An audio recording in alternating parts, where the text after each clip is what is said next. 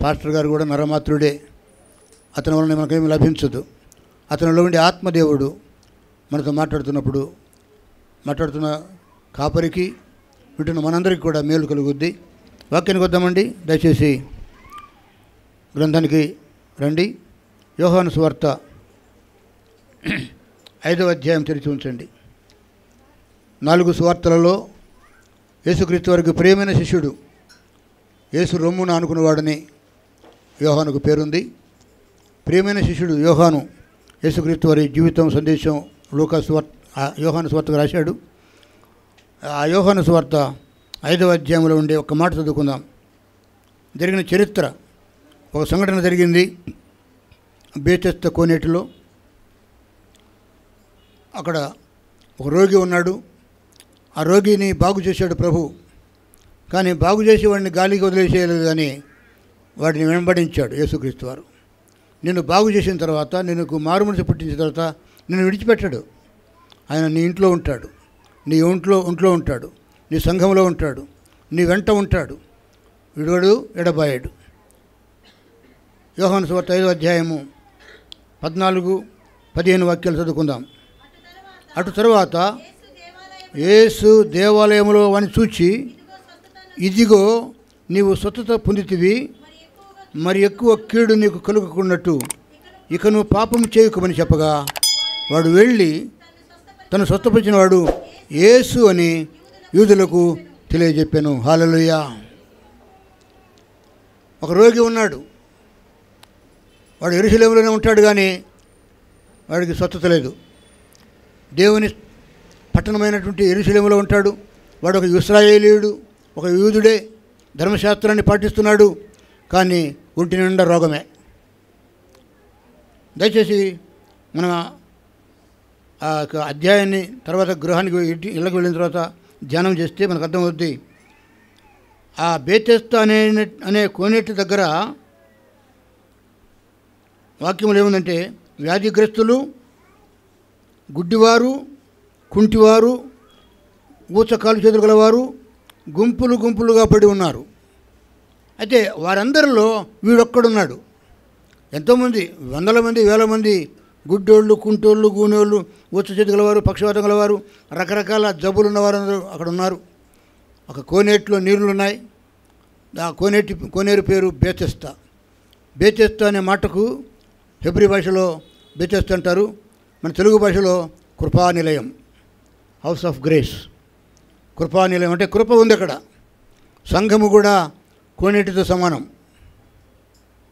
సంఘములో వాక్యము ఉంది, సంఘములో ఆత్మదేవుడు ఉన్నాడు, దేవుని స్వరం వినపడుతుంది.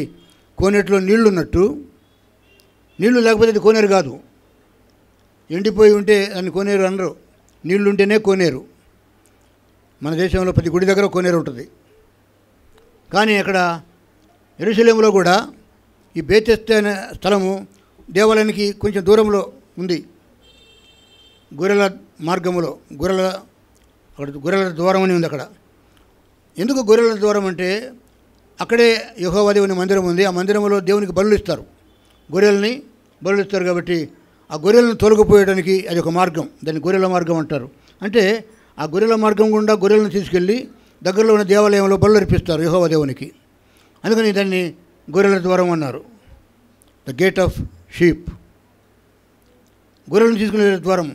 అంటే దేవుని యొక్క దేవాలయానికి బలులు ఎంత అవసరమో, ఆ బేతెస్దా కోనేటి మీకు దగ్గర 5 మండపాలు ఉన్నాయంట. ఎన్ని మండపాలు అండి? 6-7 మండపాలు కాదు, 5 మండపాలే ఉన్నాయి.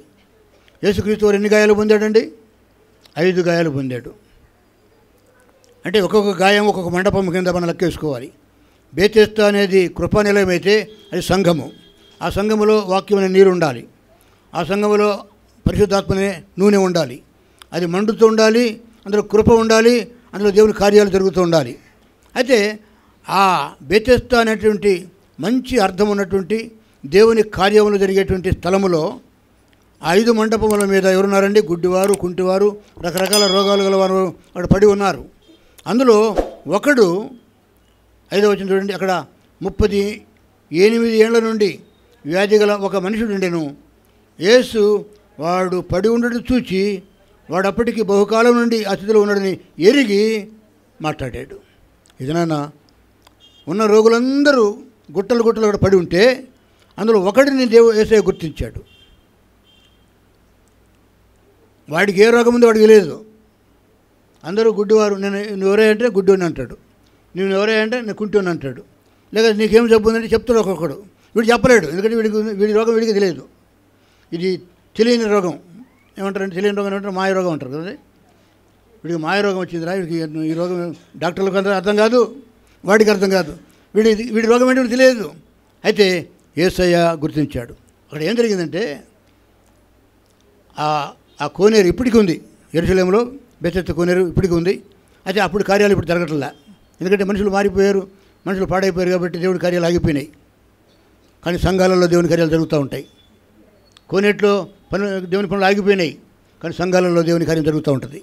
ఎక్కడ విశ్వాసం ఉంటుందో అక్కడ దేవుని కార్యం ఉంటుంది.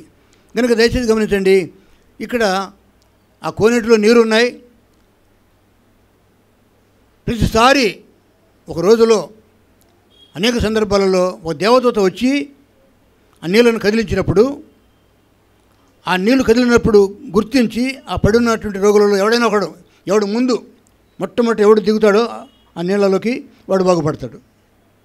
అక్కడున్న కండిషన్ అది.